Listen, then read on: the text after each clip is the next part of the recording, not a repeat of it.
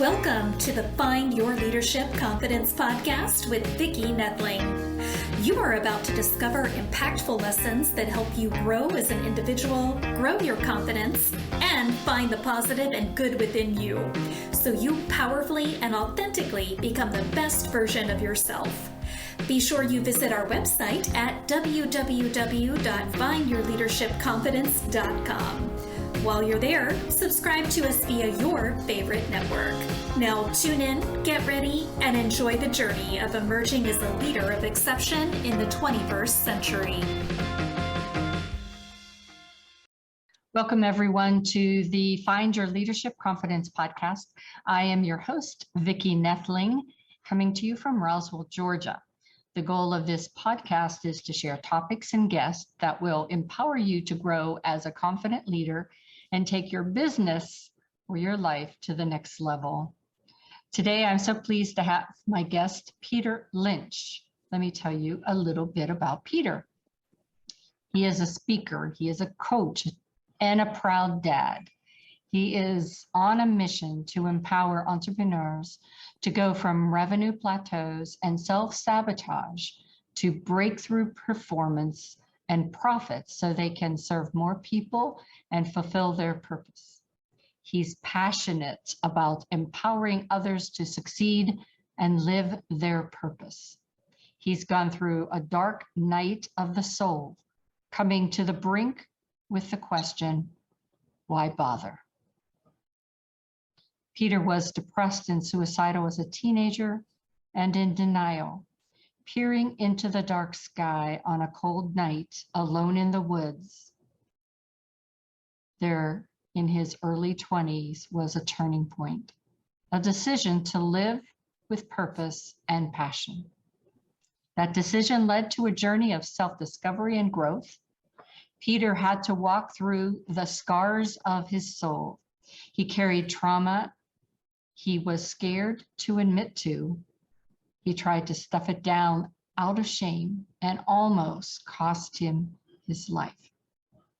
Now he had to face it and find healing. Today, our theme or title of this podcast is, how do you overcome imposter syndrome and self-sabotage? Please join me in welcoming Peter Lynch. It's a pretty good story there you have. Well, you tell it pretty well. Pretty powerful. It just really evokes in our minds that situation, it takes us there, makes us reflective of, maybe times in our life, or what would we do in that situation? Would we make the same decision? So I always start out with easy, unheavy question. And that is just simply to tell everybody, what part of the country do you call home? Where do you live? It's not so easy for me. You a nomad like so many I have. Yeah. Reason being, we were in Colorado until about 2.5 months ago, and we started just a nomadic lifestyle. So home for the moment is Florida. Nice. Down along the Gulf Coast. Been enjoying the stay here, and looking forward to continuing our travels down into South America, South and Central America. Awesome. So are you in hotels? Are you doing VRBO, or how are you doing this? Mostly short-term rentals, but taking a couple of weeks to a month or so at a time. So VRBO, Airbnb. There's a couple other places, and checking back and forth, across different platforms, and always surprised what different time, etc. So and South America really will give you that immersion in a different culture, so different than we have here. It's always a privilege and a great experience to have that kind of immersion and realize, experiencing a different worldview, different language, different culture. It's a very expanding kind of experience. Love it. So definitely when you get back, I'd like to have you back to just talk to you about that whole experience. I think that would be so interesting to share with the audience. Yeah. Awesome. So let's get into this great topic of self-sabotage and the imposter syndrome that so many people, not just entrepreneurs, but really people in business, people in sports, people in the, Hollywood, they all have it. And it's how do you deal with it? So what is the key to a confident, fulfilled life, in your opinion? Well, I think it comes down to understanding, first of all, the root of the word confidence comes from the Latin root confide, which means understanding. Mm-hmm. So if we look at it through that perspective, my approach to confidence, fulfillment, all of it comes down to understanding what of yourself. Know thyself, as the Oracle at Delphi would say, right? Know thyself, because in knowing yourself, the key, you find the key to the rest of your life. You find the key to understanding others if you understand yourself. But if you don't understand yourself, how do you connect with the other? So when we're struggling in leadership and influence and sales, et cetera, it's because, well, a lot of times we're disconnected from ourselves. And so that disconnect from ourselves becomes a disconnect from the other as well. So the most important relationship you can build and restore is that one with yourself. And that leads to confidence, confide. Once I have self-knowledge, I have self-confidence, because that also means I'm no longer comparing myself to the other, because the only comparison is to myself. Who was I yesterday, and who am I becoming tomorrow? How would the me of 10 years from now handle this decision today, right? And healing the wounding that leads to the conflict and the sabotage and the self, right? Because most of those things, they're symptoms. They're not, we were not designed for self-sabotage. We were not designed for imposter syndrome. They're symptoms of a wound that abides deep within the soul, within the heart of it, really the inner child, as we think of it as the unconscious mind. It really takes the shape, the persona of that inner child that has a misunderstanding about life and who we are and how we partake in the role we play in life, and then seeks to grab the wheel and readjust to what it thinks, based on its past conditioning.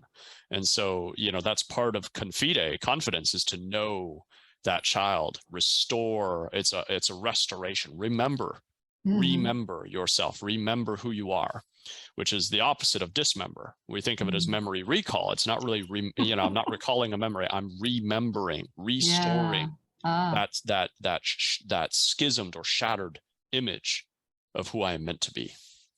Yeah. I think always, whenever you're trying to get back that confidence, just think about how you were when you were 2 years old, or and one. I look at my grandchildren, and nothing frightens them, and I have to always hold myself back from telling them, don't do that, because you're going to kill yourself, or you're going to whatever. But they have no fear, and nothing that they do embarrasses them. And I think if you would just remember that, oh, well, is it going to kill you? If it's not going to kill you, give it a go, give it a shot. So why do so many entrepreneurs work so hard and yet they see no results? Jeez. Because of the self-sabotage, right? Which is really because of the inner conflict, which is really just because of unresolved trauma. And trauma is one of these words that has a lot of baggage. Don't want to say, oh, I don't have trauma. Well, it doesn't take much for us to have trauma, is the reality. The actual speaking neurologically, right? Because a lot of times we think, oh, it has to be some kind of really dramatic event in your life. But simple name calling on a playground for a child over 6 months has the same effect on the mind, on the brain, neurologically. It's the same effect as one event of sexual abuse. Right. So all of us are carrying trauma, which is really just conditioning. Trauma is really, to put it simply, it's that which is an aberration from who you're meant to be, right? Because back to that little 2-year-old has no shame in being themselves. They're not embarrassed of themselves. But when we're embarrassed of something about ourselves, that's kind of a trauma, right? Of some form. We judge ourselves as somehow being unacceptable, etc. So all of these conditions lead to an experience where our energy is schismed, because we're spending a great deal of energy trying to be something. And if you're trying to be something, you're not being yourself. And if you're not being yourself, you're robbing the world of the gift that is you. Because once again, living with fulfillment, finding your purpose comes with confidence, which comes with knowing yourself, because it's all within you. I look at it as the way we are created. We're already created with our purpose, and our plan for our life is there. We have a role to play, and that role, that gift to be shared, a gift is given, and it is meant to be received and to be given, right? So my gift is not for me, it is for others. It is to be shared with the world. That is my purpose. That is where fulfillment comes. But for me, why do I speak to this is because I've had such an experience of my own self-sabotage, getting in the way, working so hard, trying to make things happen and nothing getting anywhere. Why? Because I was getting in my own way, or I was trying to achieve something that was wrong for me, is the other thing, which again comes from self-judgment. Oh, I should be more like this. My business should be this business. If I have something to prove, I have to prove that I can succeed here before I can succeed over here. That was a big one that got me as a coach for a long time. Well, I need to have my own $1 million business before I can go help other people succeed in their business. My role is very different. I'm not the creator of businesses. I'm the empowerer of the creator. It's a different role. Yeah. If I'm not true to my role, I don't help anybody. Yeah. That's a great way to look at what a coach is, just to be that empowerer of the other. As you were talking, I thought about, I work with the youth a lot to teach them self-confidence and in public speaking, because to me, that's a launch pad for being the individual that they would be so proud of as they grew. And bullying and words, especially through social media, is so prevalent. And it's so damaging, right? So I think in our world too, as we look at social media as a vehicle for us to grow our businesses, I used to tell my daughters, don't put anything on social media that you wouldn't want to have on the bus that goes up and down Roswell Road, that goes like from all the way through Atlanta, So, I think that's something that when we're talking about self-sabotage and being able to not really have the confidence is, what are we saying? And what are those words doing to us? Right. It's the unconscious alignment. Right. Right. Because it's easy to say, well, I want to succeed. Right. I want my business. I want this interaction at this networking event to go well. But if it doesn't go well, what that means is that unconsciously, I want it, right? We find what we're looking for. It's part of this it's the process of empowerment, right? Finding your power is on the other side of the pain of self-realization, of taking ownership, right? Because the ownership has to come with, well, the results that I'm receiving are exactly what I want.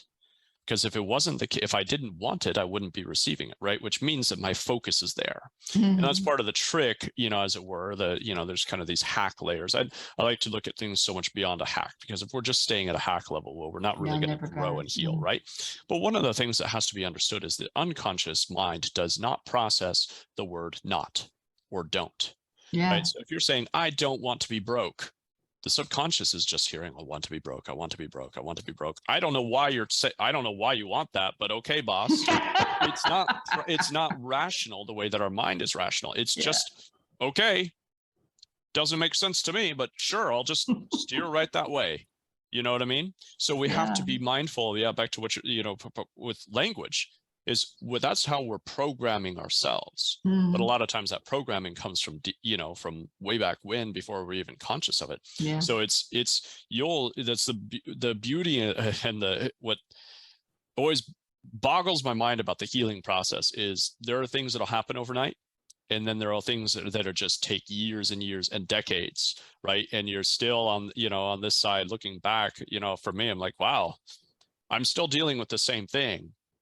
The way that I deal with it is very different now. But the healing journey is no less. If anything, I feel like it's more intense now than ever.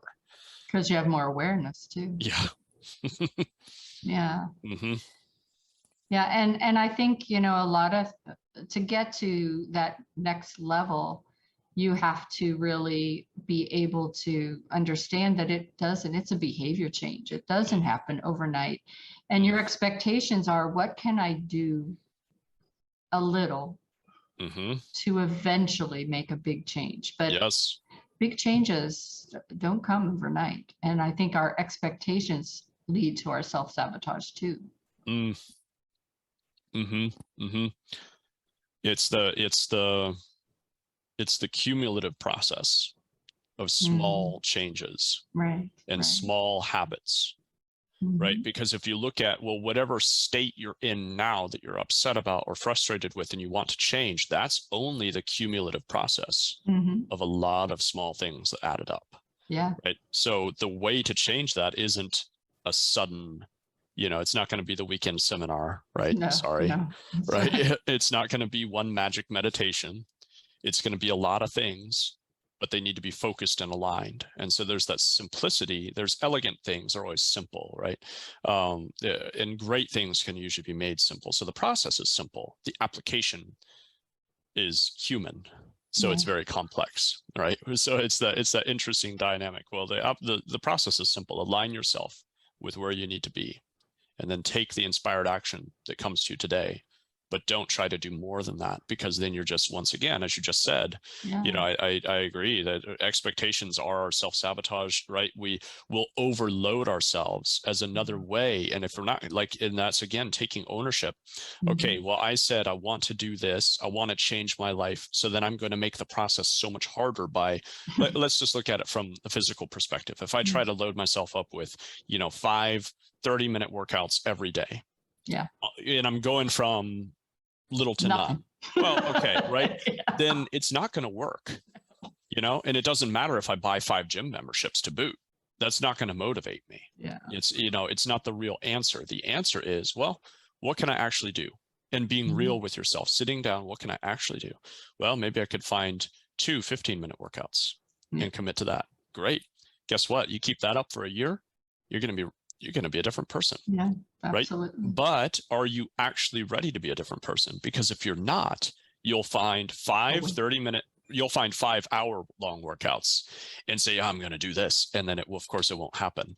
And so that's that place of coming back to the mirror and challenging, well, do I really want it? Because if I really want it, I'll actually ratchet it down, tone it back, and say, what's the actual small change I can make instead of the dramatic thing, the drama, it's like, well, that's usually also a cry for attention, which is a whole nother layer. Maybe your parents didn't get you enough attention. Well, this is an opportunity to finally just give yourself the attention that you needed so that you can just put it behind you and live a whole life, right? Again, remember yourself so that you can be whole.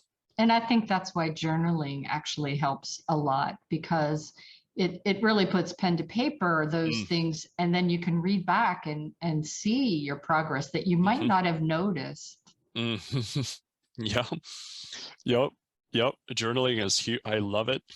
I love it too, because it's putting pen to paper is a way of getting, it's actually a transmutation of an energy form, right? Because thought is an energy. And if we look at just the fundamentals of of physics, is just all energy. It's the interaction of energy. So a thought is an energy, frequency, and a vibration, all those things, which can sound very kind of esoteric, right? But the reality is everything, as Nikola Tesla would say, everything is energy, frequency, and vibration. Right. Your thought is an energy, frequency, and vibration. When you can transmute it out of your head through your action. So it's beautiful because you are taking action, you are embodying it, and then releasing it. When you're done writing that sentence, it is out of your mind and onto paper. And just that process will actually free up some of your mental energy, which is a great place when we're coming back to working so hard, not seeing results. Get some of this out of your head. Free up your energy. You will reclaim your life, because your energy is your life. You'll reclaim your energy because it's out of your mind. And now you have energy to put towards the next healing that's needed and necessary. And also, you have a record. And that is a beautiful thing. And I was just reminded, because my journal is sitting right here. And I was just, I've been doing heavy journaling the last few days. So it's an interesting timing for this conversation, just because so much has been coming up for me. But also, as I'm journaling, I was looking back, my journal opened to a couple of years ago. That's kind of an embarrassing admission, right? My journal should not be going back a few years, but nonetheless, well, what was it? No, just a year ago. There we go. Feel better now. I carry another journal in the same bag that's also, anyway, I won't go into my journaling, like why I have multiple journals, but I have multiple too, so. Oh, there we go. But I just had that same, so it's just timely you saying that, because I just had that experience of reading through some of those things. I'm like, wow, it's a different experience now. Yeah. Thank God. Woo, glad that one's behind me. Now I've got this other thing to deal with, but you know what? All part of the process, and I wouldn't trade it. Awesome. So how do you sell more without compromising your integrity? Yeah, the question, if you're an entrepreneur, you're trying to make a difference in the world, right? You have to sell. Yeah. But sales can feel ugly, and for me, that background of feeling ugly with it came from witnessing a lot of abuse and receiving a lot of abuse, emotional abuse, physical abuse, right?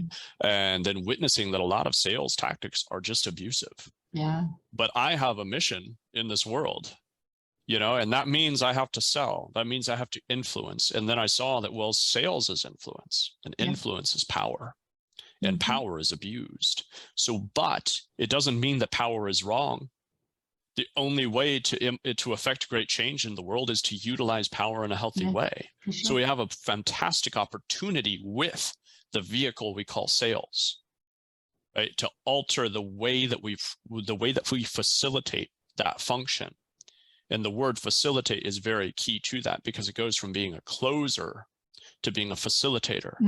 So the way that you sell more without sacrificing your integrity is to go from convincing to clarifying. Because if you're convincing somebody, you're imposing your will upon them. That's not right. That's also from a coaching perspective. As a coach, it's never for me to say who you should be or how you should be, because I don't have the answers. I only have the questions that are going to help you unlock the right answer for yourself. Self-discovery. Yes. Right. Again, another Latin root is educo, education. Educo means to educe from within. That's the foundation of all coaching for me. And it's the foundation of sales. Ethical sales for me is to educe the right decision. You're facilitating a decision. You're no longer convincing. Because if you convince somebody, you're actually welcoming pushback. Because it's just as simple as, in the art of jujitsu, martial arts. If I push, the other person can push against me. And the more I stiffen up, the more I give them opportunity to choke me out and arm bar me and all that stuff. If you've done, I've only, I'm not great at jujitsu by any means, but I know enough to understand how easy it is to get, arm barred as soon as you stiffen up. So the same is true in sales. If I'm going to push against somebody and try to convince them, I'm inviting their defense. And them to push back. But when you actually lean back and say, let's explore this. Is this right for you? Because I actually don't know. Right. And let's explore if my services are the thing to move you forward. First of all, we need to know, what does moving forward look like for you? So all of a sudden you've gone from pitching to eliciting their motivation and eliciting what is their direction, what is their actual best next decision. If you do it well, and you do have a good product, there's a couple of contingencies there. If you have a great product and service, and you do a great job of helping them discover where they're at, what obstacles they're really facing, and do a fantastic job of really just coaching and facilitating, their decision is probably going to be to buy with you. Because the other thing is, most other people are trying to pitch them.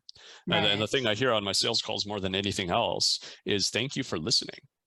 I was just going to say, to me, being an active listener is vital, because there are often times where I'm not the solution, but I might know somebody else that is. And my whole goal is not to be the be all end all. It's to help you. And I have to ask the right questions, and it's not question, it's questions sometimes to dig deep.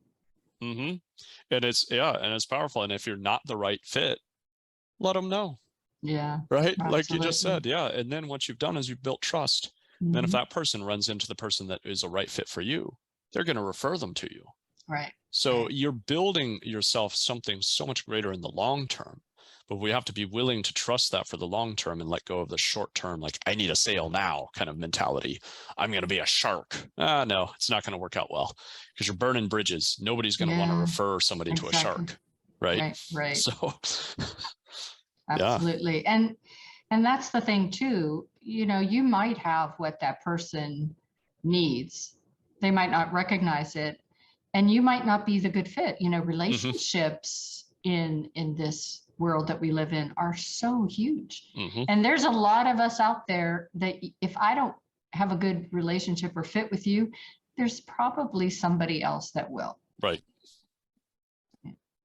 So we talked a lot about imposter syndrome and self-sabotage, and we touched on how to overcome it. But as you're coaching folks, what are a couple tips that you give them to try to overcome those imposter syndrome and self-sabotage? Yeah. Exploration is always, it's bringing clarity. All of these processes, it's the same as sales. Interestingly enough, it's bringing clarity. Where does this really come from? Why do I think this? Yeah. And having that process of honest exploration without judgment. Because why we get stuck in the loop is because there's judgment. I shouldn't do this. I shouldn't think this, right? Even as I'm going through my own processing the last few days, I'm checking that within myself as I'm a student of my own process, of course, Yeah. As I'm seeing things are coming up and I'm feeling I shouldn't have that belief. I should be beyond that. But the reality is, well, it's there. And if I'm going to ignore it, all I'm asking for is the escalation of the conflict, right? So I have to actually sit with it and de-escalate. And that means exploring, where does this come from? Why is that coming up for me at this time? Because it's not opportune timing.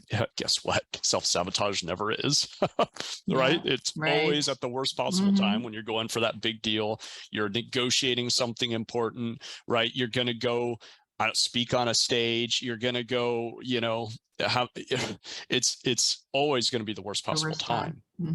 But if you're not willing to sit with it and be present, so it starts with being present and honest exploration without judgment. Where does it come from? And going through a process of that exploration, and then being able to visit, well, where is that younger self, and what does that younger self need to hear in order to resolve this and release this?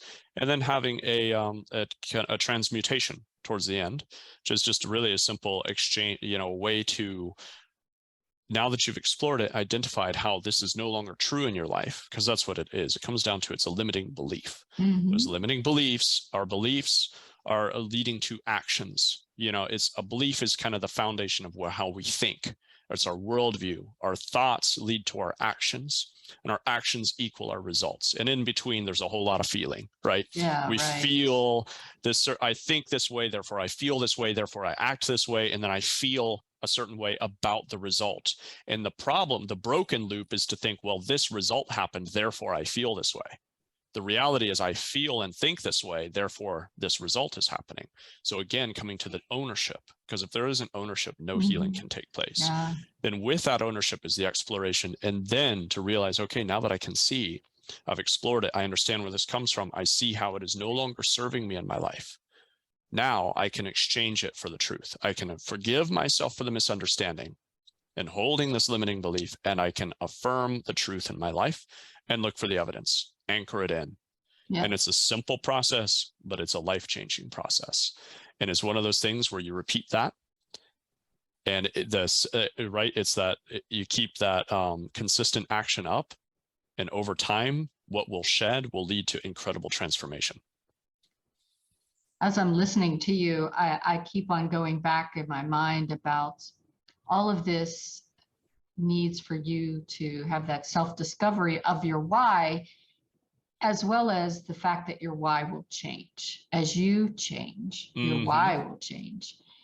And I think a lot of people don't know what their why is.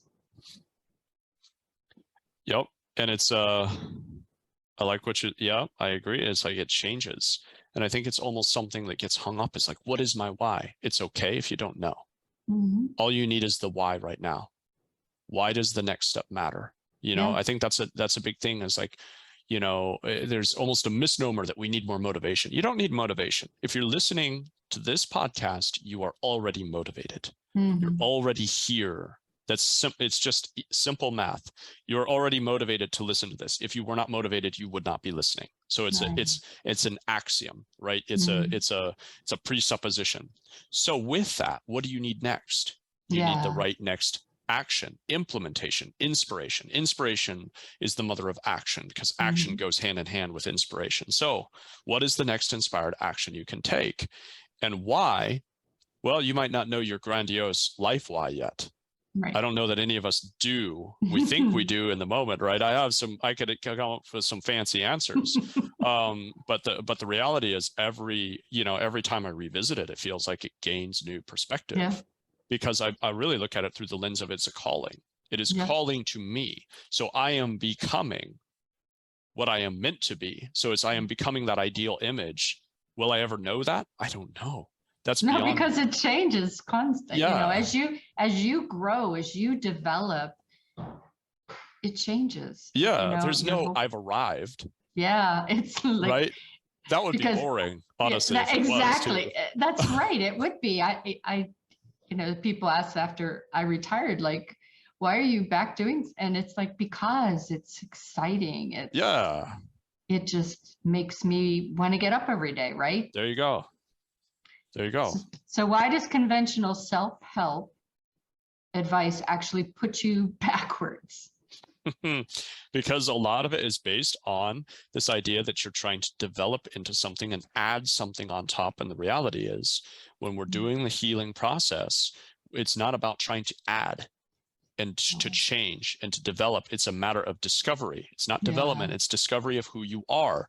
And who you are resides underneath layers and layers of conditioning and baggage. Right. Yeah, it's peeling the onion, right? Yes. And so a lot of times, once again, in self-help, there's a lot of this motivation. Oh, you need motivation. You're already motivated if you're engaging with the subject. So you don't need motivation. You need practical steps of self-discovery and to facilitate your own transformation. One of the things I hate to see is this guru-itis, I'll call it, right? Where somebody becomes this ideal person. Oh, people should be more like me. I'm going to hold weekend seminars because I'm the ideal person. And if you were all more like me, you'd be better people. It's not the case. There is no ideal person. The ideal for you is you at the core of your being. Yeah.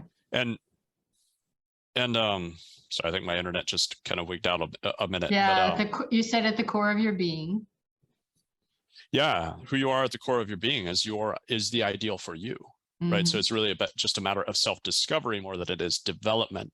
As we are developing into who we are meant to be, that's already who you are. So it's this interesting dichotomy that's going on, because it's that restoration. Healing is an inside out, not an outside in. That's the caveat. It's a different direction. A lot of times the right ideas, but applied the wrong direction, and that direction can be make or break. Because the result, why that matters to me is because I hate watching good people who are motivated apply the right principle the wrong way and just end up burned out. You're right. Just end up more broken, more frustrated, further behind, more broke, because they're spending money on seminars and courses and all these things and not actually seeing meaningful change, real change.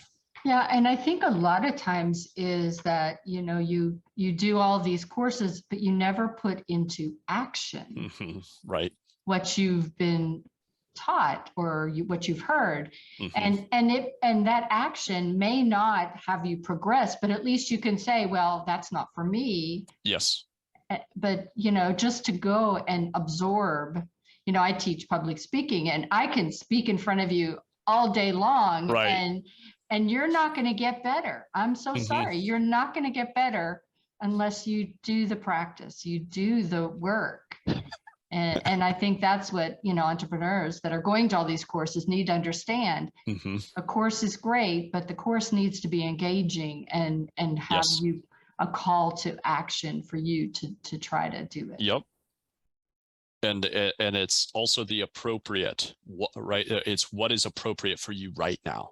Yes. And absolutely. Sometimes that's to slow down and stop trying to do so much, because the doing is a form of drug to distract yourself from the inner pain that is the real issue that's slowing you down. So do less, be present, because in the present moment is where healing is available to us, but it's also uncomfortable.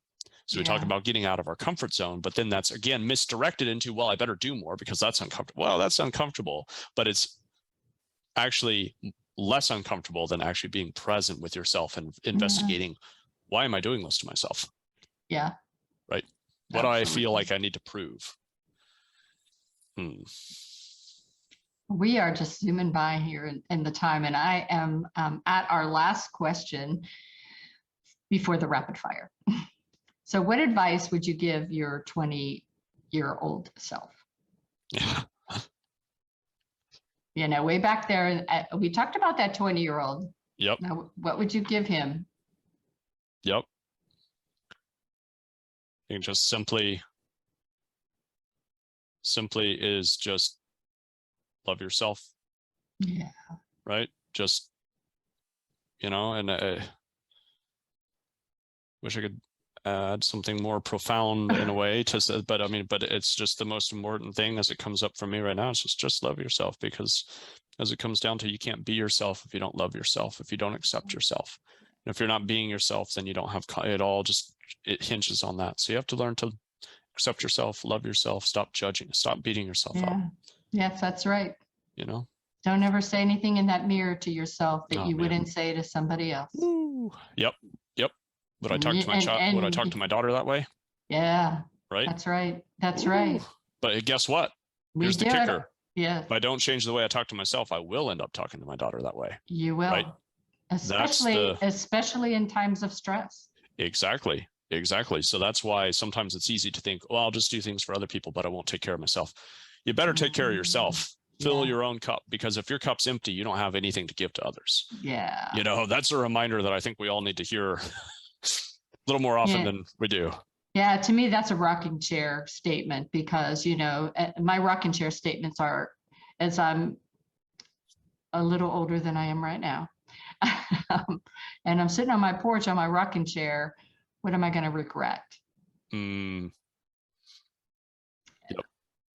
Yep. Okay, it's time for rapid fire. See, you know, tighten your seatbelt here. Here we go. And again, there's so much in your background that was interesting to me. So rather than me having some fun, crazy kind of things, I pulled out some topics that I would like to still touch on. So high integrity sales, I think it's tied to the earlier question, but just talk to me a little bit about what you think about, or what you meant regarding high integrity sales. Yeah, high integrity sales is really when it's not when the decision is held sacred. Yeah. When the other person's faculty and decision making is held, when they're treated with respect as a human being, not as somebody who you're out to get something from.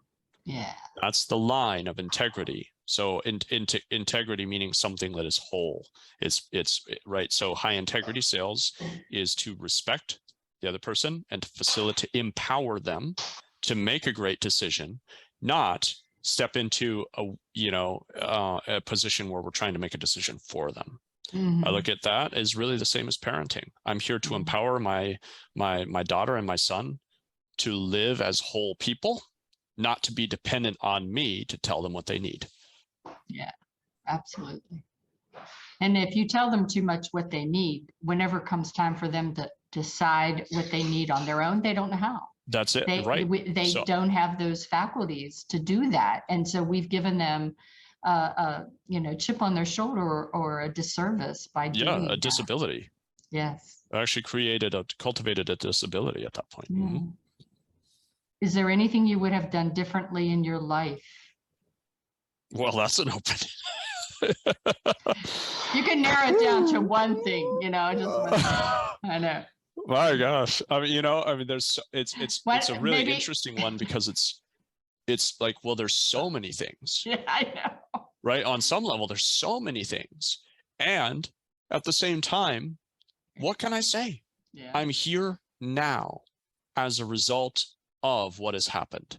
Mhm. So in a way, what can I go back and change? Because it's brought me here now to where I am now on this journey. I could sit around and think about how it could be different, but that actually doesn't serve me now and moving forward. So for me, the most important thing is not to worry about what would I have changed then, but what will I change moving forward? Yeah. Right? How do I leverage that past mistake to become something that empowers me moving into the future? Yeah, that's the way I look at it. Every turn that I made was a lesson to be learned to make better decisions as I go forward. Yes. We can transmute our pain into power, right? Yeah, I love that. Top 3 core values that you have. For me, freedom is always one of them.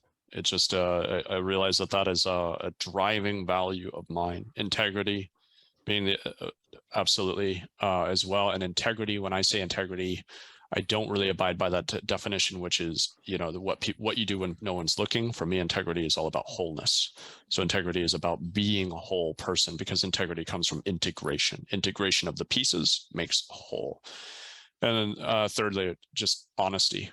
Having the honesty with ourselves and honesty with others. Honesty cultivates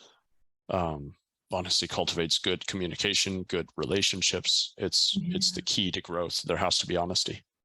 Absolutely. So we talked about anything you would have done differently, but what is the best year of your life so far? Oh man.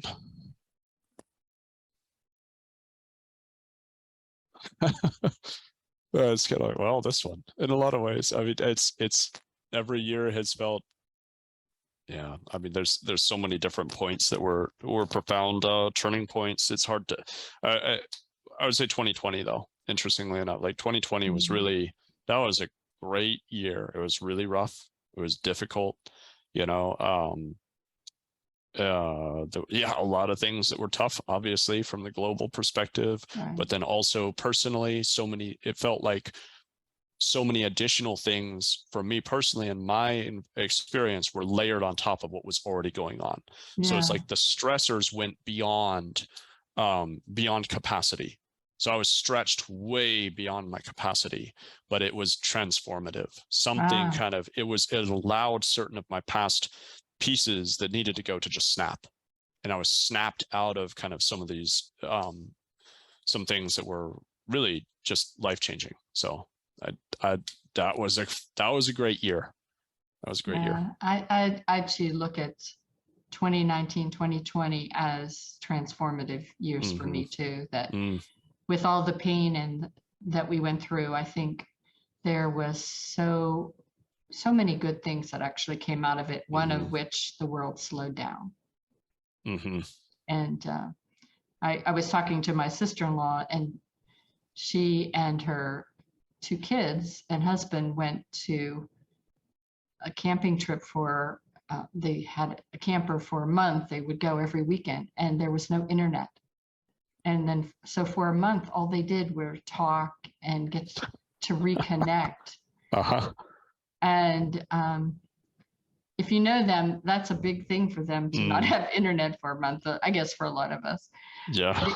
But it was, to start to appreciate family. So the last one is recommend your favorite place for you to be able to regroup, to re-energize, to become a better Peter.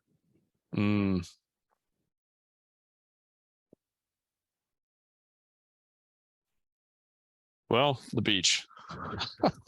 I love the beach. Me too. There's nothing better. I mean, on some level, it's kind of wherever you are, really, because wherever you are, that's where you have the opportunity to be present to yourself. But if I'm looking for a place to retreat to, it's going to be the beach. There's just nothing beats it.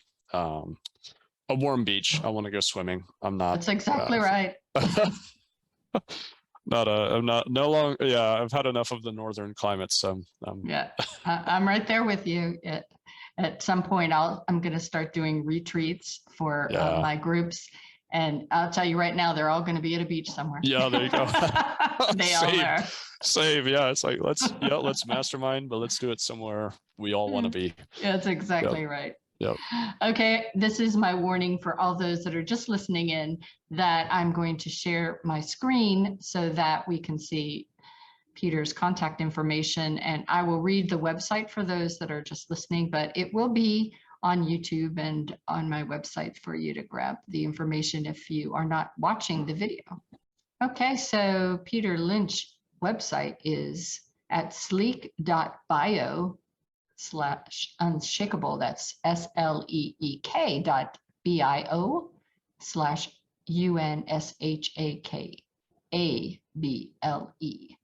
So sleek.bio/unshakable. He is available on Facebook, LinkedIn, and Instagram by just going to PL capitalized or not, just to PL himself. It's a different. He's on YouTube, and he has a free gift, if you will. Go ahead, Peter, and explain about what you have for those that are listening that can take advantage. Yeah. Basically a free 15-minute coaching call with me. That's a call where we're really just going to gain clarity on where it is that you're hoping to go, what obstacles are in your way, and what the opportunity is, really to move forward, right? And if that opportunity aligns with working further together, we will explore that and book in further time to talk more about that. But that's just a call to bring clarity and get you on the right track to move forward. And also another URL I have working is unshakable.coach as an alternative. Might be a little easier, but might be confusing things as well. So we'll see. I'm not the tech guy, so that's why I've just been going with this, because I don't want to break stuff more than I already have a tendency to. So this has been working. I'll leave it. Awesome. Yes. But yeah, 15 minutes just to get that clarity, because clarity leads to being able to know what the next step is. I'm a firm believer in that. If we're not clear, we're not taking action. If you're not taking action, there's no progress. Yeah. So thank you so much for being a wonderful guest. I loved the information that you shared, your tips, your great insights. I would encourage everybody to check out his website and inquire if you have any questions. His contact information will be there for you to link. And definitely, I do want you to come back whenever you have returned from your trip. Sounds good.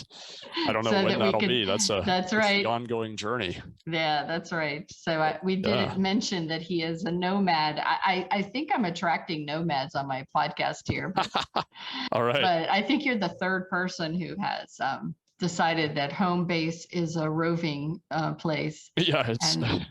And so definitely want to hear more about that.